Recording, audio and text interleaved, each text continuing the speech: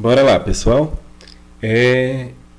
Eu vou dar uma pausa no padrão MVC, porque na aula anterior nós construímos MVC e agora eu preciso falar de vocês sobre DAO, que é o Data Access Object. Vou utilizar esse material aqui da Universidade de São Paulo, mas vou fazer o vídeo para vocês explicando esse material aqui, bastante interessante.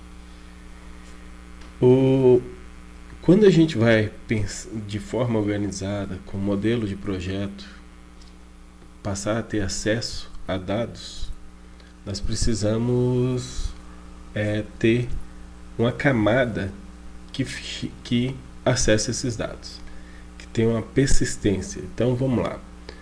Data Access Object. A partir de agora eu só vou chamar de DAO. O que a maioria dos sistemas precisa persistir dados em algum ponto do seu funcionamento. Persistir dados significa manipular os dados, tanto buscar eles, quanto gravar eles, quanto atualizar eles, de modo geral. Então isso é a camada de persistência. Dados de um sistema podem ser armazenados de formas diferentes. O acesso a banco de dados depende fortemente de tipo de armazenamento e da tecnologia utilizada. A interação entre regras de negócio e as regras de armazenamento dos dados influenciam na qualidade do sistema. A camada de persistência, o DAO, tem esse seguinte problema. A gente tem o MVC, que é o modelo que a gente está estudando, e temos os bancos de dados. E aqui no meio, uma conexão. Se a gente está conectando com banco de dados, com arquivo ou com XML, para cada um é uma forma diferente de ser feito. E se a gente colocar essa forma de ser feito dentro do MVC, a gente vai estar programando no MVC coisas que não precisam ser programadas. Então, para isso, a solução adotada é que a gente crie DAO. Essa camada de DAO. Então nós vamos ter agora o MVC, o Visão, Controle e Modelo, e além disso vamos ter também a camada de DAO para ter ela vai fazer a persistência com o banco de dados, o contato com o banco de dados. Ela vai manipular todo e qualquer fato com o banco de dados.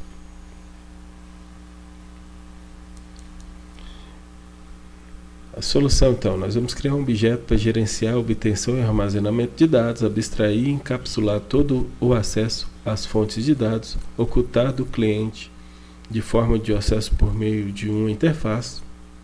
Isso é normal para todo qualquer programa que a gente vai fazer. Fornecer os dados usando um objeto de transferência. Então a solução vai ficar o objeto de negócio, o objeto de acesso aos dados que busca o acesso aos dados. Então o DAO encapsula a fonte de dados e cria um objeto de transferência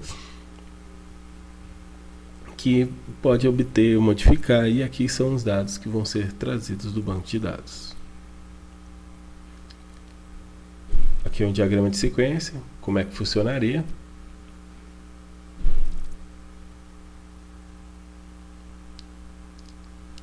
Diagrama de sequência para criação dos dados, está explicando o diagrama de sequência ao pé da letra, então vamos lá. A aplicação cria um objeto do tipo DAO. O DAO acessa o banco de dados e retorna um objeto de transferência. O objeto de transferência é modificado pela aplicação. A aplicação usa o DAO para atualizar o objeto de transferência no banco de dados. Agora ele vai mostrar um outro exemplo. Como é que cria de CRUD, onde lá no cliente tem um CRUD, o aluno DAO e o banco de dados. O exemplo de implementação. A gente vai fazer exemplos a partir da próxima aula. Hoje meu objetivo é que vocês entendam teoricamente como é que funciona.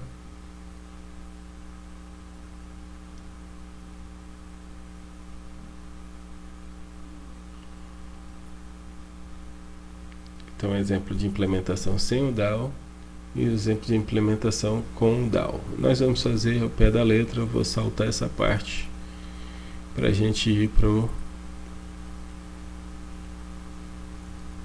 parte teórica.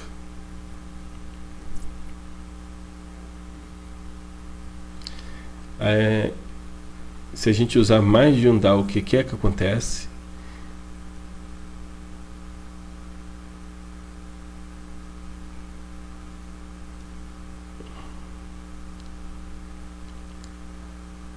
A gente tem menos coesão, mais complexidade e menos modularidade. Quando a gente está sem o DAO, menos coesão, mais complexidade, menos modularidade. E com o DAO a gente consegue ter um controle melhor da implementação. Lembra que quando eu dava aula para vocês presenciais, a gente fez o primeiro acesso de dados, eu falei para vocês que era a forma errada de ter acesso aos dados. Aí um exemplo com o DAO, nós temos o aluno Postgres DAO, o aluno BD2 DAO, o aluno Fireball DAO. Então a gente pode fazer um DAO para cada banco de dados e ele sim utilizar. E o aluno cria e usa, o cliente, exemplo, utiliza de qualquer maneira. O MVC, que a gente já vem aprendendo, é para organizar todo o sistema de uma forma coesa e separando a representação gráfica e os controles de regras de negócio. Encapsulando o DAO encapsula o acesso ao banco de dados, separando as regras de persistência das regras de negócio. Lembrando, regras de persistência é para fazer o CRUD. A gente está separando do negócio as regras de persistência, com o nosso objetivo agora é a gente utilizar um carinha específico para o banco de dados. Se porventura a gente trocar o banco de dados, é só trocar esse carinha e o resto do programa fica todo igual. E quem é esse carinha? É o DAO. Então a gente tem um DAO para cada banco de dados. Então a gente tem acesso ao banco de dados, pode variar sem que a aplicação seja alterada. A aplicação pode ter múltiplas fórmulas de acesso de banco de dados, é só ter mais de um DAO. Maior flexibilidade, coesão, modularidade e facilidade de manutenção. Ok, pessoal, essa foi a apresentação de conceito de DAO. Espero que tenham entendido. Vamos fazer uma implementação de um DAO já no próximo exemplo.